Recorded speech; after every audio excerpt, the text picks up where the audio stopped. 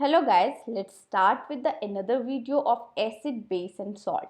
हम previous videos में acid और बेसिस के बारे में पढ़ चुके हैं. अब हम पढ़ेंगे सॉल्ट्स क्या होते हैं, सॉल्ट की हम कैसे सॉल्ट को प्रिपेयर कर सकते हैं, रिएक्शंस क्या होती है, उनके यूजेस क्या होते हैं. हम स्टार्ट करते हैं अपने फर्स्ट क्वेश्चन के साथ. What is salt and what do you mean by family of salt? Salt क्या होता है एंड सॉल्ट की फैमिली क्या होती है? क्या सॉल्ट की भी कोई फैमिली होती है? Let's see. हम सॉल्ट की फॉर्मेशन हमने बड़ी सारी रिएक्शंस में देख चुके हैं. हम जैसे न्यूट्रलाइजेशन रिएक्शन में मेटल को एसिड के साथ रिएक्ट कर रहे हैं तब सॉल्ट फॉर्म होता है, या फिर मेटल कार्बोनेट को भी एसिड के साथ रिएक्ट करते हैं तब भी सॉल्ट फॉर्म होता है. तो ये आपके ऊपर डिपेंड करता है कि आपको कौन सी रिएक्शंस लिखनी है. ये कोई हार्ड एंड फास्ट रूल नहीं है कि जो रिएक्शंस मैं पढ़ाऊंगी वही आपको लिखनी है.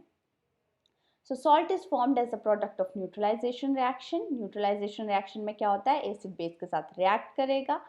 And salt can also be formed when metal react with acid. यहाँ पे मैंने दो रिएक्शंस ली हैं.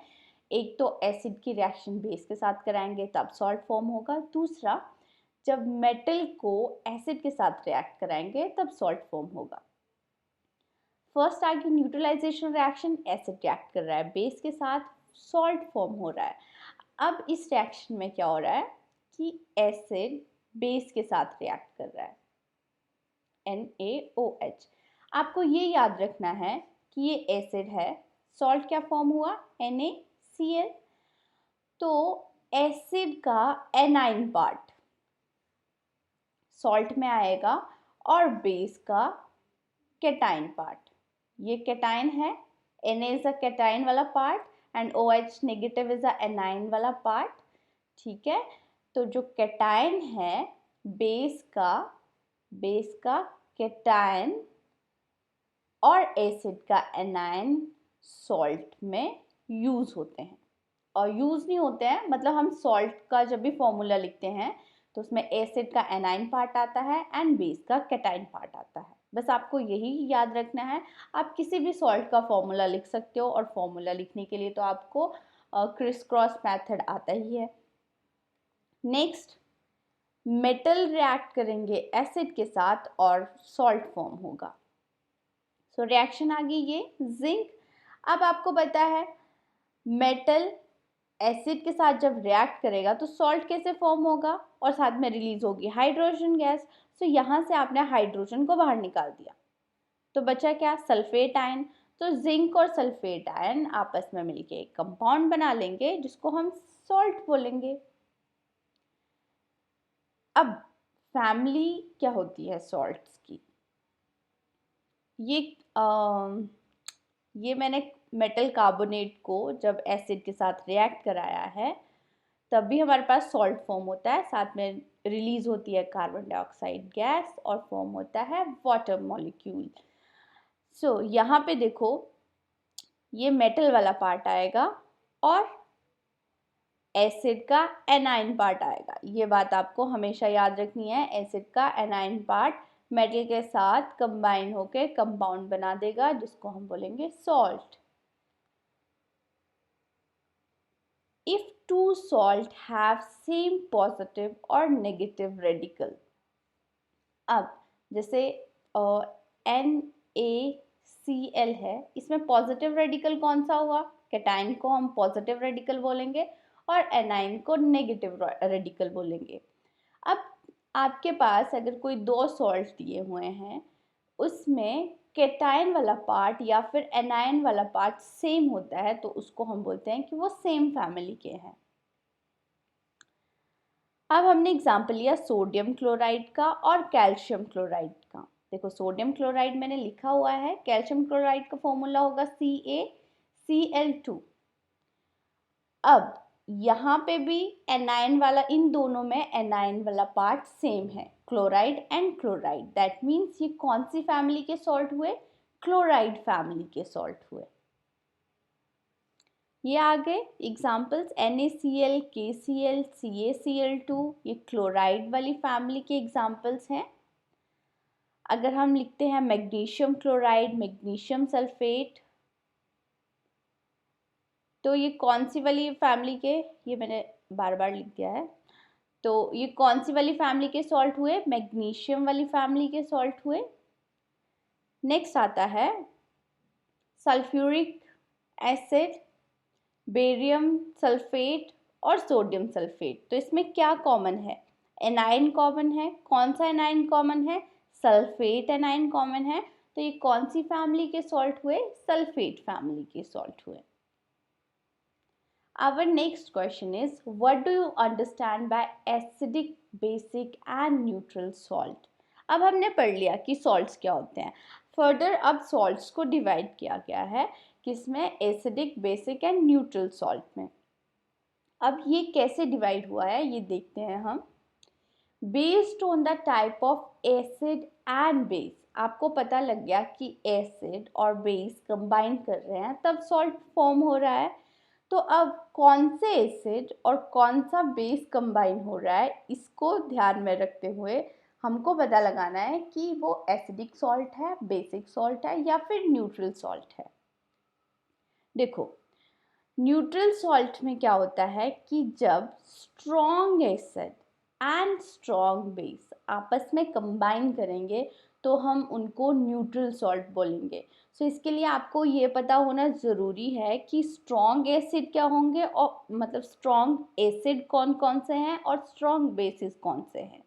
जर्नल डेफिनेशन मैंने ऑलरेडी पढ़ाई है कि स्ट्रॉन्ग एसिड्स क्या होते हैं, अगर उनको वाटर में डिसॉल्व करें तो वो कंप्लीटली डिसोशिएट हो जाते हैं उनके आयंस में, उनको हम बोलते हैं स्ट्रॉन्ग एसिड। जब स्ट्रॉन्ग एसिड स्ट्रॉन्ग बेस के साथ कंबाइन करेगा तो सॉल्ट फॉर्म होगा। यहाँ पे कौन सा सॉल्ट फॉर्म हो रहा है, NaCl फॉर्म हो रहा है, ठीक है।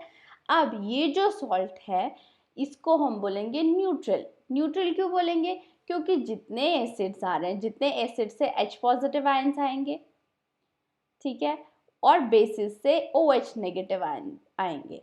अब क्योंकि दोनों ही स्ट्रॉन्ग हैं तो दोनों ही आपस में लड़ाई करेंगे और एक दूसरे को न्यूट्रलाइज कर देंगे।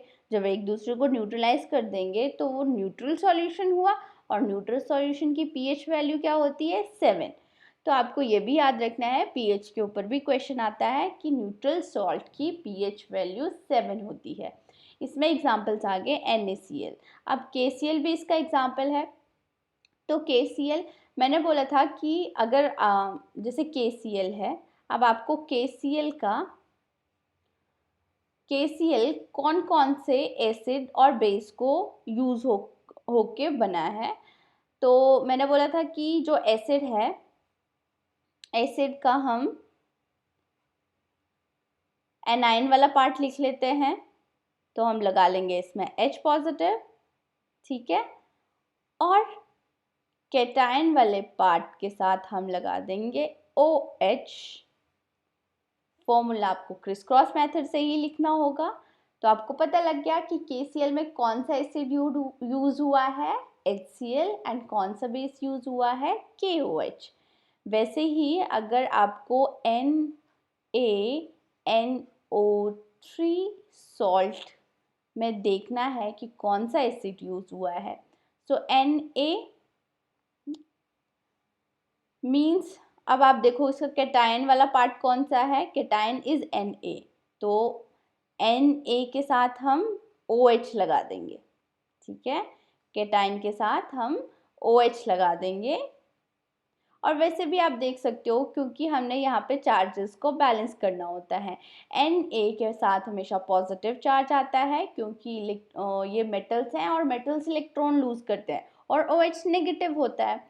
साथ में देखो H पॉजिटिव है तो H पॉजिटिव के साथ कौन सा आएगा, नेगेटिव वाला पार्ट ही आएगा। अब यहाँ पे नेगेटिव वाला पार्ट कौन सा है, NO3 नेगेटिव, ठीक है। सो NO3 के साथ कौन आएगा, H। सो HNO3 एसिड यूज हुआ है और NaOH बेस यूज हुआ है। दोनों ही स्ट्रॉन्ग, ये स्ट्रॉन्ग एसिड है and this is strong base. दोनों मिला के सॉल्ट बना रहे हैं NaNO3, जिसकी pH वैल्यू होगी 7, न्यूट्रल वैल्यू। नेक्स्ट आएगा एसिडिक बेस। अब जैसे कि नाम से ही पता चल रहा है, acidic base, acidic salt so acidic salt में स्ट्रॉन्ग एसिड होगा और वीक बेस होगा। बस आपको नाम से पता चल गया एसिडिक सॉल्ट है, तो एसिडिक सॉल्ट में क्या आएगा, स्ट्रॉन्ग एसिड आएगा एंड वीक बेस आएगा। सो स्ट्रॉन्ग एसिड आप कोई भी स्ट्रॉन्ग एसिड ले सकते हो, जैसे यहाँ पे मैंने एग्जांपल के लिया HCl, and HCl weak base के साथ कॉपर हाइड्रोक्साइड के साथ कंबाइन कर रहा है। अब इसमें सॉल्ट फॉर्म होगा, तो कौन सा सॉल्ट फॉर्म होगा, HCl रिएक्ट कर रहा है कॉपर हाइड्रोक्साइड के साथ, ठीक है। सो सॉल्ट फॉर्म होगा, यहाँ से हम एनाइन कहाँ से लेते हैं, एसिड से लेते हैं। सो एसिड से हमने एनाइन ले लिया, केटाइन वाला पार्ट हमने बेस से ले लिया। अब आपको कॉपर क्लोराइड का फॉर्मूला CuCl नहीं लिखना है, ठीक है, हमने ये केटाइन और एनाइन वाला पार्ट लिया है। अब आपको इनकी वैलेंसीज देखनी होगी, कॉपर की वैलेंसी 2, क्लोराइड की 1, तो क्रिस क्रॉस मेथड लगेगा, ठीक है। तो आपके पास आ जाएगा CuCl2 फॉर्मूला, ठीक है। ये किसका फॉर्मूला आ गया, सॉल्ट का फॉर्मूला आ गया। अब इसकी पीएच आपको पता है, मैंने प्रीवियस क्लासेस में पढ़ाया था कि जो एसिडिक होते हैं, एसिडिक सब्सटेंसेस होते हैं, उनकी पीएच लेस देन 7 होगी। अब यहाँ पे क्योंकि ये स्ट्रॉन्ग एसिड है तो ये कम्प्लीटली डिसोशिएट हो जाएगा, H पॉजिटिव, बड़े सारे H पॉजिटिव दे देगा वाटर में जब ये डिसॉल्व होगा। तो now CuOH twice is a weak base का मतलब क्या है, कम्प्लीटली डिसोशिएट नहीं होगा, मतलब ये इसके कुछ ही OH नेगेटिव आयंस, मतलब स्मॉल कंसंट्रेशन में ही OH नेगेटिव आयंस मिलेंगे हमें। तो जैसे अगर हमें 2 OH आयन मिलते हैं तो 2 OH ions 2 H positive ions के साथ कंबाइन होके न्यूट्रल हो जाएंगे, बट यहाँ पे और भी H पॉजिटिव आयन है, जिसकी वजह से ये जो सॉल्ट है वो एसिडिक होगा, क्योंकि यहाँ पे H पॉजिटिव की कंसंट्रेशन ज़्यादा होगी, जिसकी वजह से ये सॉल्ट एसिडिक होगा। अगर एसिडिक है तो इसकी पीएच वैल्यू लेस देन 7 होगी, क्योंकि हमने पीएच स्केल में देखा है जो एसिडिक सॉल्यूशन होते हैं उनकी पीएच वैल्यू लेस देन 7 आती है। अब आपको नेक्स्ट फॉर्मूले खुद बनाने होंगे, ठीक है। नेक्स्ट आता है बेसिक सॉल्ट। जैसे एसिडिक सॉल्ट में स्ट्रॉन्ग एसिड होगा, वैसे ही बेसिक सॉल्ट में स्ट्रॉन्ग बेस होगा और वीक एसिड होगा। स्ट्रॉन्ग बेस NaOH का एग्जाम्पल लिया, ठीक है, NaOH is a strong base, मतलब कंप्लीटली डिसोशिएट हो जाएगा आयंस में, मींस बड़े सारे OH नेगेटिव आयंस देगा, ठीक है। इसने बहुत सारे OH नेगेटिव आयंस दे दिए, साथ में H2CO3। अब H2CO3 carbonic acid is a weak acid, means अब ये कंप्लीटली डिसोशिएट नहीं होगा, मींस बहुत थोड़े H पॉजिटिव आयंस देगा। अगर बहुत थोड़े H पॉजिटिव आयंस देगा तो OH नेगेटिव आयंस की कंसंट्रेशन ज़्यादा होगी, दैट मीन्स ये सॉल्ट बेसिक सॉल्ट हो गया और इसकी पीएच वैल्यू 7 से ज़्यादा होगी। अब इन दोनों को मिला के हमारे पास जो सॉल्ट आता है वो NaHCO3 आता है, ठीक है।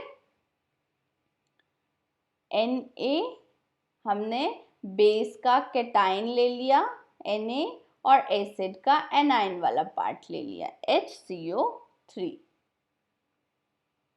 इसको हम बोलेंगे basic salt. So next salt आप खुद लिखना, और जैसे ये है NaOH के साथ CH3COO जब कंबाइन करेंगे तो दिस इज नेगेटिव वाला पार्ट, ये पॉजिटिव वाले पार्ट से कंबाइन होगा और कौन सा सॉल्ट बन जाएगा, CH3COONA,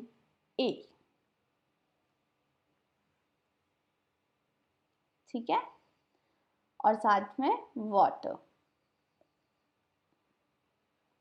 तो ये आ गया हमारे पास बेसिक सॉल्ट और इसकी पीएच वैल्यू 7 से ज़्यादा होगी। So our next question is what is chlor alkali process. नाम कुछ अजीब सा लग रहा है ना, क्लोर alkali process.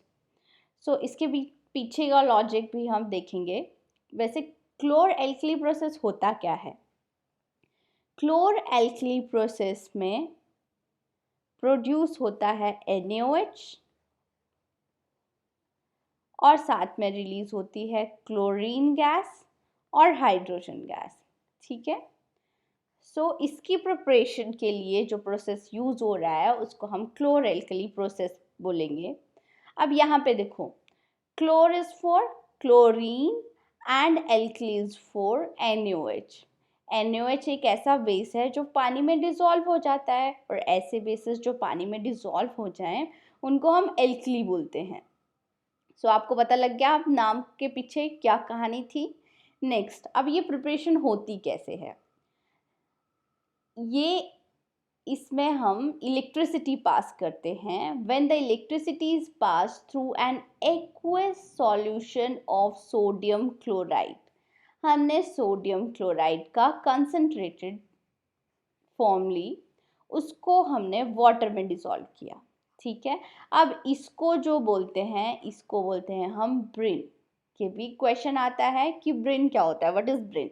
Aqueous solution of sodium chloride is Brin.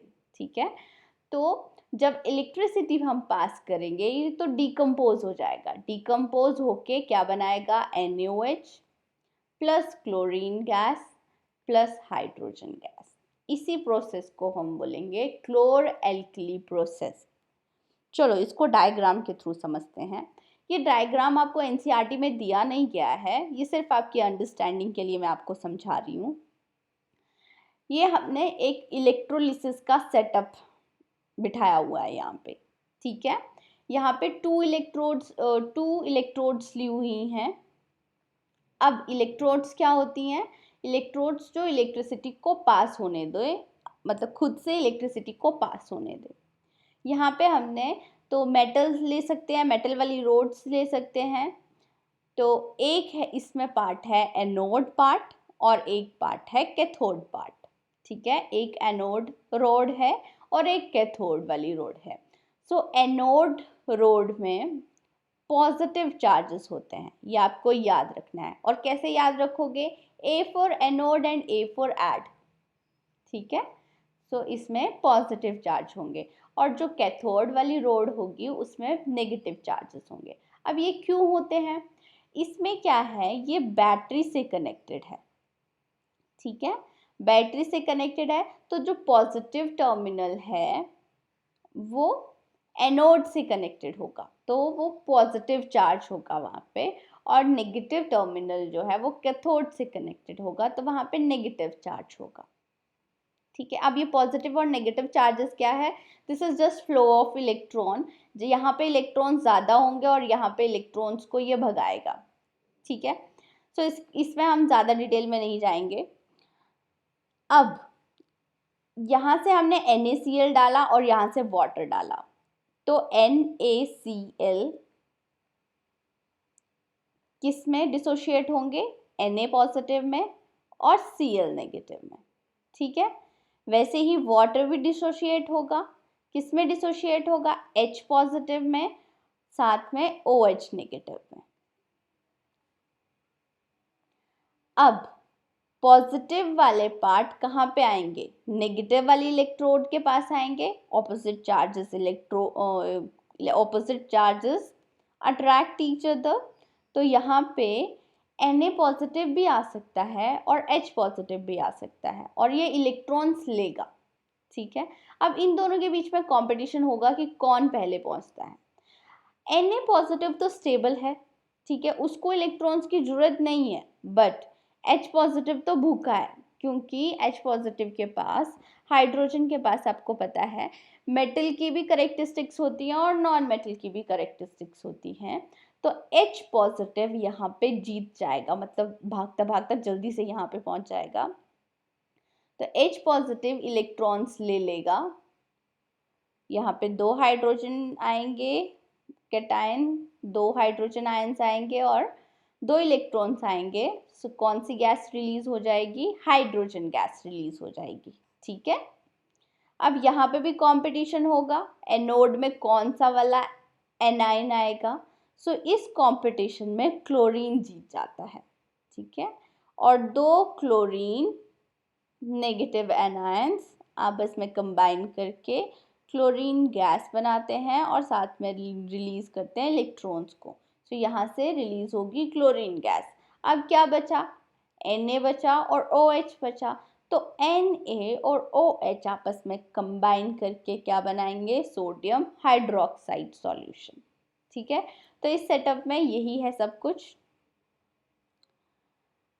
अब हम इनकी केमिकल रिएक्शंस लिखेंगे। Chlorine gas is given of at the anode, ये मैंने आपको बता दिया है। हाइड्रोजन गैस कैथोड पे आएगी, सोडियम हाइड्रोक्साइड फिर बाद में बाहर निकलेगा और इसकी रिएक्शन क्या होगी, NaCl वाटर के साथ रिएक्ट करेगा, NaOH बनेगा, क्लोरीन गैस बनेगी, साथ में रिलीज होगी हाइड्रोजन गैस, ठीक है। अब नेक्स्ट में हम देखेंगे कि NCERT में आपको कुछ ऐसा डायग्राम दिया हुआ है और साथ में बताया है कि यूजेस क्या हैं, हाइड्रोजन गैसेस के यूज़ क्या हैं, क्लोरीन गैस के क्या हैं और NaOH के क्या यूज़ होते हैं। सो NaOH सबसे पहले तो आप जो भी सोप यूज़ करते हो, डिटर्जेंट यूज़ करते हो, उसमें NaOH सब्सटेंस प्रेजेंट होता है, ठीक है। साथ में NaOH यूज़ होता है पेपर मेकिंग में। अब आप बोलोगे कि पेपर मेकिंग में तो प्लांट से सेलुलोज से पेपर बनता है, ठीक है, पर जो प्लांट से हम सेलुलोज एक्सट्रैक्ट करते हैं उसको एक्सट्रैक्ट करने में NaOH हेल्प करता है, ठीक है। तो इसीलिए पेपर मेकिंग में भी इसका काम होता है। अब next chlorine gas. Chlorine gas के कौन कौन से यूजेस हैं, ये एज अ डिसइंफेक्टेंट यूज़ होता है सबसे पहले तो, कि स्विमिंग पूल में अगर पानी में अगर कोई भी डिसइंफेक्टेंट नहीं डालें तो इसमें से स्मेल आ जाती है, साथ में जर्म्स फॉर्म हो जाएंगे, तो उसके लिए हम क्लोरीन गैस यूज़ करते हैं। बाकी जो भी आपकी PVC पॉलीविनाइल क्लोराइड, ठीक है, जो भी आपकी PVC हम घरों में यूज़ करते हैं, पाइप्स में यूज़ करते हैं, तो उसकी वहाँ पे भी क्लोरीन गैस का यूज़ होता है, ठीक है। वाटर ट्रीटमेंट में यूज़ होता है, स्विमिंग पूल्स में यूज़ होता है। उसके बाद हाइड्रोजन गैस आ गई। सो हाइड्रोजन गैस फ्यूल्स में यूज़ होती है।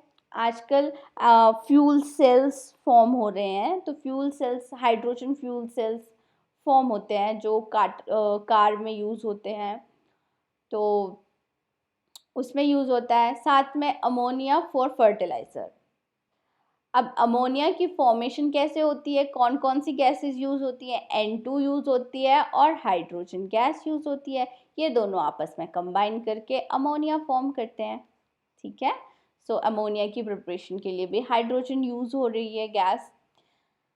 अब हाइड्रोजन और क्लोरीन गैस कंबाइन करेंगे तो हाइड्रोक्लोरिक एसिड मिलेगा, और हाइड्रोक्लोरिक एसिड के तो बड़े सारे यूजेस होते हैं, ठीक है।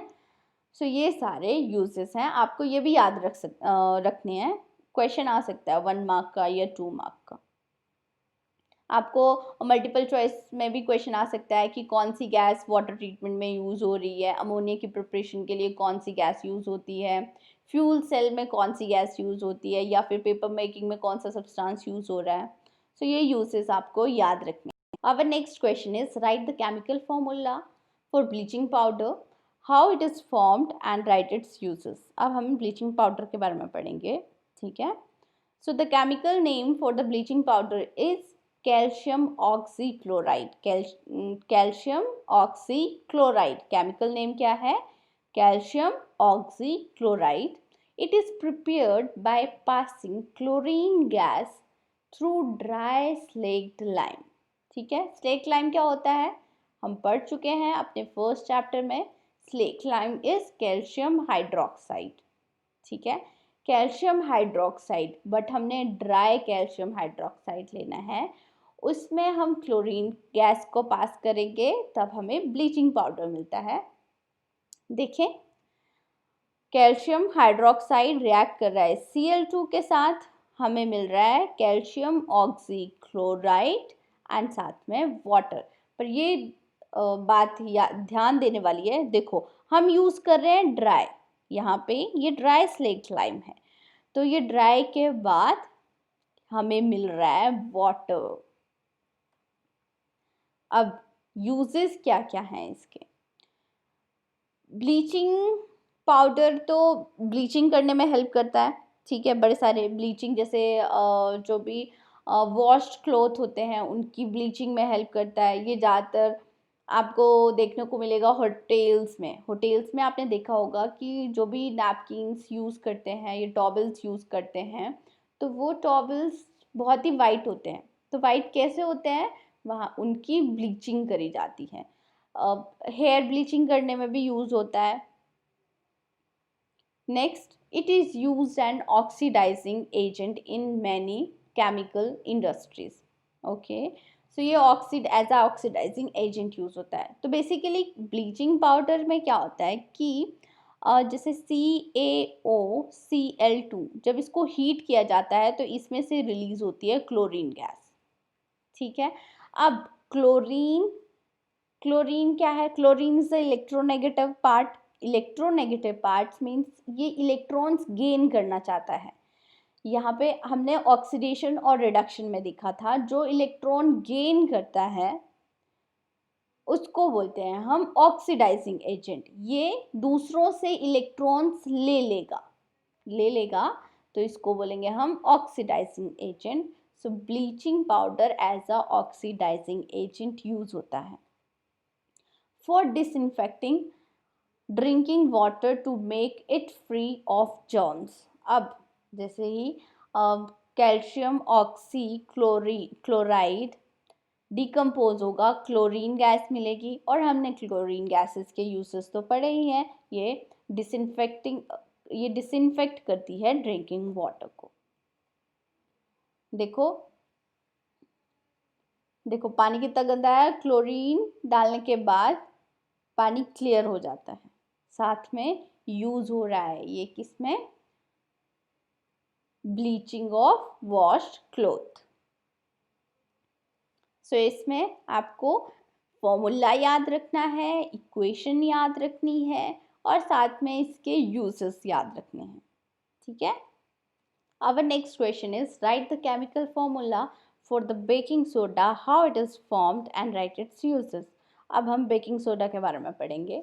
तो सबसे पहले बेकिंग सोडा का केमिकल नेम क्या होगा? सोडियम हाइड्रोजन कार्बोनेट को हम बेकिंग सोडा बोलते हैं, NaHCO3। अब ये कैसे फॉर्म होगा? देखो Na कैटाइन वाला पार्ट, कैटाइन वाले पार्ट में हम OH लिख देते हैं, साथ में एनाइन वाले पार्ट में H2CO3 से ये दोनों कंबाइन कर रहे हैं, तो क्या बन रहा है? Baking soda. अब दिस इज स्ट्रॉन्ग बेस और दिस इज वीक एसिड, ठीक है। तो इसको क्या बोलेंगे हम? ये बेसिक सॉल्ट है। बेसिक सॉल्ट है तो इसकी pH 7 से ज़्यादा होगी। अब इसकी केमिकल इक्वेशन है, कैसे ये फॉर्म हो रहा है? NaCl रिएक्ट कर रहा है अमोनिया के साथ, वाटर के साथ और कार्बन डाइऑक्साइड के साथ। थोड़ी सी लंबी रिएक्शन है but you have to learn it क्योंकि ये पूछी जाती है। सोडियम हाइड्रोजन कार्बोनेट मिल जाएगा और साथ में अमोनियम क्लोराइड मिलेगा। अब ये मैंने आपको बता दिया, ये क्या है? बेसिक सॉल्ट है and it is mild non corrosive base. Mild base है, साथ में नॉन कोरोसिव है। The following reaction takes place when it is heated during cooking. अच्छा, अब बेकिंग सोडा नाम से आपको पता चल रहा है कुकिंग में यूज होता है। मफिन केक्स बनाने के लिए बेकिंग सोडा यूज होता है और बेकिंग पाउडर भी यूज होता है। तो ये बेकिंग सोडा को जब हम कुकिंग में यूज़ करते हैं तो ये डिसोशिएट होता है, मतलब ये केमिकल रिएक्शन होती है। केमिकल रिएक्शन में ये सोडियम कार्बोनेट बनाएगा और साथ में रिलीज करेगा CO2 गैस, ठीक है। अब ये जो CO2 गैस है रिलीज होगी, इसकी वजह से ही वो केक में जो फ्लफीनेस आती है ना, वो कार्बन डाइऑक्साइड गैस की वजह से आती है। अब हम इसके यूजेस देखेंगे कि सोडियम हाइड्रोजन कार्बोनेट कहाँ कहाँ यूज हो रहा है। For making baking powder. अच्छा, अब this is baking soda. There is a difference between baking soda and baking powder. और ये क्या डिफरेंस है हम अभी देखेंगे कि बेकिंग सोडा से बेकिंग पाउडर फॉर्म करते हैं। कैसे करते हैं? बेकिंग सोडा में एक हम एसिड डाल देते हैं, इसमें कोई भी एसिड, H पॉजिटिव एसिड जो है H पॉजिटिव रिलीज करेंगे। इसमें बेसिकली टार्टरिक एसिड यूज होता है, बट उसका फॉर्मूला एनसीईआरटी में भी नहीं दिया है और आपको याद करने की भी जरूरत नहीं है।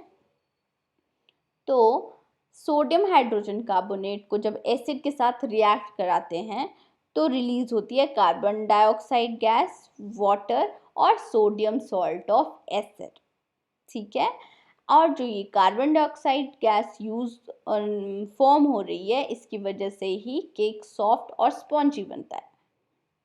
दूसरा use, sodium hydrogen carbonate is also use as a ingredient in antacid. देखो ये माइल्ड बेस है। एंटासिड मीन्स हम कब यूज करते हैं एंटासिड्स? जब एसिडिटी इंक्रीज हो जाती है, जब हमारे स्टमक में एक्सेस ऑफ एसिड आ जाता है, तो उसको न्यूट्रलाइज करने के लिए एंटासिड्स यूज करते हैं। और क्योंकि सोडियम हाइड्रोजन कार्बोनेट एक माइल्ड बेस है, इसीलिए it can be use as a antacid. It is also used in soda acid fire extinguisher।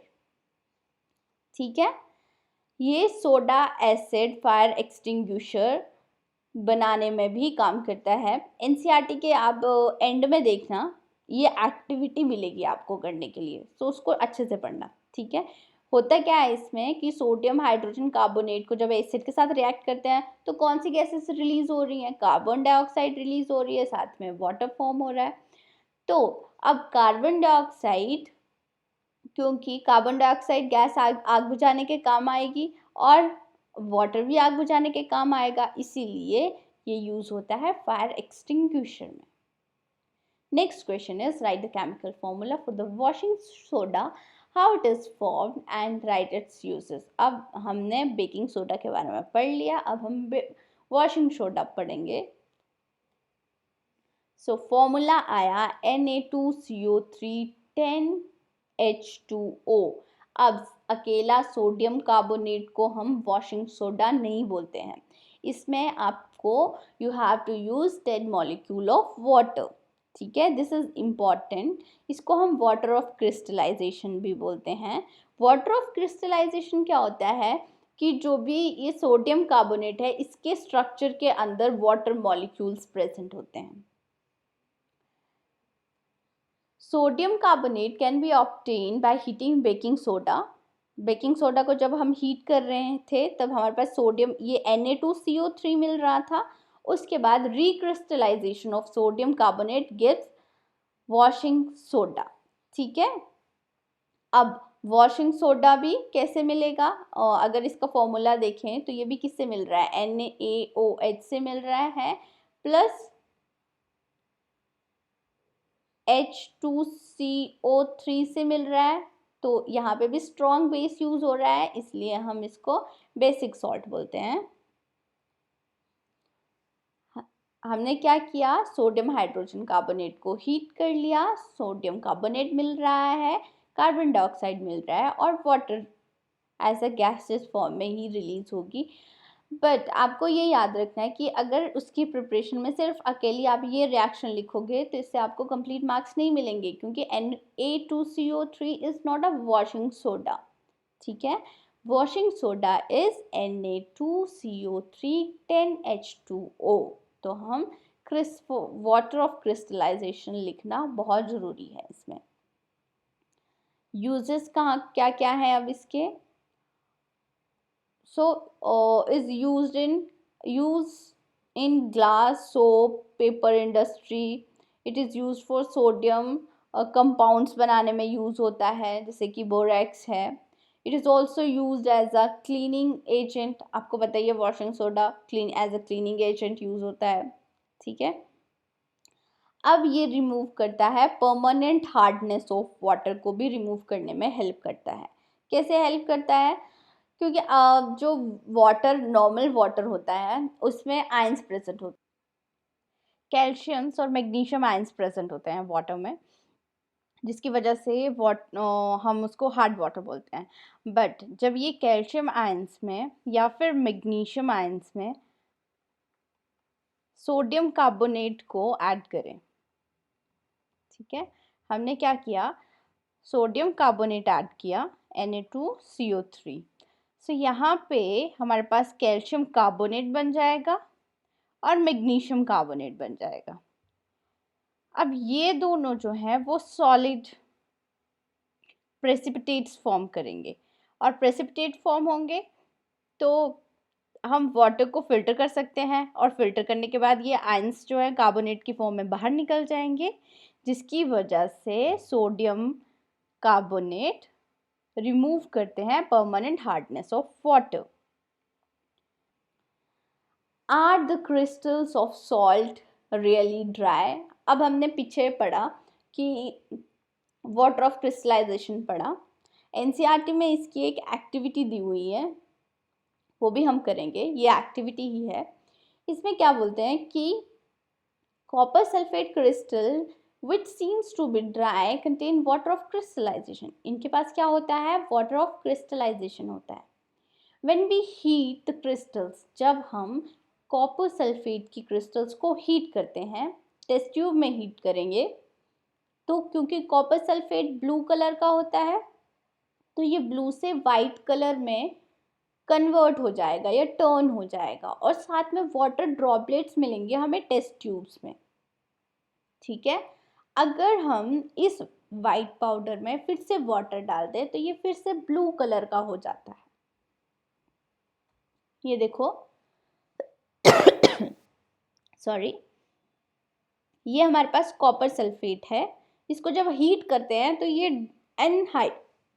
Anhydrous क्या होता है? जिसके पास वाटर के मॉलिक्यूल्स प्रेजेंट नहीं होंगे, एनहाइड्रस सॉल्ट जिसके पास वाटर के मॉलिक्यूल्स प्रेजेंट नहीं होंगे। जब हम हीट करते हैं तो ये वाइट पाउडर में कन्वर्ट हो जाता है क्योंकि इसके वाटर के मॉलिक्यूल्स बाहर निकलते हैं। अगर इसमें फिर से वाटर ऐड कर दिया जाए तो ये फिर से ब्लू कलर में कन्वर्ट हो जाता है। ये एक्टिविटी एनसीईआरटी में दी गई है। यहाँ पे हमने कॉपर सल्फेट के क्रिस्टल लिए, तो ये जब हीट कर रहे हैं तो इस यहाँ पे आपको टेस्ट ट्यूब में वाटर के मॉलिक्यूल्स भी, वाटर ड्रॉपलेट्स मिलेंगी, ठीक है, ये दिखाई गई हैं, वाटर ड्रॉपलेट्स मिल जाएंगी, जिससे आपको पता चल जाएगा कि वाटर ऑफ क्रिस्टलाइजेशन प्रेजेंट है। अब ये कैसे होते हैं? What is water of crystallisation? Water of crystallisation हम इतना यूज कर रहे हैं, कुछ नहीं होता है, जैसे कि कॉपर सल्फेट का कुछ मॉलिक्यूल होगा, क्रिस्टल्स, इनका स्ट्रक्चर्स बिल्कुल डिफरेंट होते हैं, ये आप हायर क्लासेस में पढ़ोगे, बट ये स्ट्रक्चर्स, जैसे मान लो ये स्ट्रक्चर है, this is calcium copper sulphate. अब ये जो कॉपर सल्फेट के अंदर है ये वाटर मॉलिक्यूल्स ट्रैप्ड हैं, और ये जो ट्रैप्ड वाटर मॉलिक्यूल्स होते हैं इन्हीं को हम वाटर ऑफ क्रिस्टलाइजेशन बोलते हैं। Our next question is write the chemical, यहाँ पे फॉर्मूला होगा, formula of plaster of Paris. अब हमने किसका फॉर्मूला लिखना है? प्लास्टर ऑफ पेरिस का। How it is formed and write its uses. So plaster of Paris का फॉर्मूला लिखना है, इसके कैसे फॉर्म होता है और इसके uses. Plaster of Paris is a chemical compound consisting of fine white powder which hardens when exposed to moisture and allowed to dry. Its chemical formula is this: calcium sulfate half H2O। अब इसमें सिर्फ half का मतलब क्या है? आधा molecule of water क्या होता है? ऐसा कुछ चीज़ होती है? नहीं, ऐसा नहीं है कुछ भी। इसमें क्या है कि अब जो भी कैल्शियम सल्फेट है उसके दो मॉलिक्यूल्स होंगे, उनके बीच में एक वाटर मॉलिक्यूल होगा, ठीक है। मीन्स कि दो मॉलिक्यूल्स जो हैं वो शेयर कर रहे हैं, जिसकी वजह से हमने इसको हाफ H2O लिखा है। प्लास्टर ऑफ पेरिस, आपने सुना तो हो गई प्लास्टर ऑफ पेरिस के बारे में। जब भी हड्डी वड्डी टूट जाती है तो डॉक्टर यूज़ करता है ना plaster of Paris. So plaster of Paris किससे सिंथेसाइज होता है? ये जिप्सम से सिंथेसाइज होता है। अब आपको याद रखना है, इसमें कंफ्यूजन होता है बच्चों को प्लास्टर ऑफ पेरिस और जिप्सम के फॉर्मूले में। फॉर्मूला सेम है, सिर्फ वाटर मॉलिक्यूल्स डिफरेंट है। इसमें हाफ H2O यूज़ होता है और इसमें 2H2O यूज़ होते हैं, ठीक है। सो जब हम जिप्सम को हीट करेंगे, अब आपको पता चल गया कि जो चीज़ हीट हो रही है उसके पास ज़्यादा मॉलिक्यूल होंगे, तभी वो वाटर के ड्रॉपलेट्स को रिमूव आउट करेगा ना। तो आप ऐसे याद रख सकते हो कि जिप्सम के पास ज़्यादा वाटर होगा। तो हम जिप्सम को हीट करेंगे और हमें क्या मिलेगा? Plaster of Paris. ये इसकी इक्वेशन है। अब यूजेस कहाँ यूज़ कर रहे हैं हम प्लास्टर ऑफ पेरिस को? एक तो डॉक्टर यूज़ कर रहा है फ्रैक्चर बॉन्स को ठीक करने में, ठीक है। अब प्लास्टर ऑफ पेरिस की एक प्रॉपर्टी होती है कि ये बड़े सारे डिज़ाइंस में मोल्ड हो जाता है, ठीक है।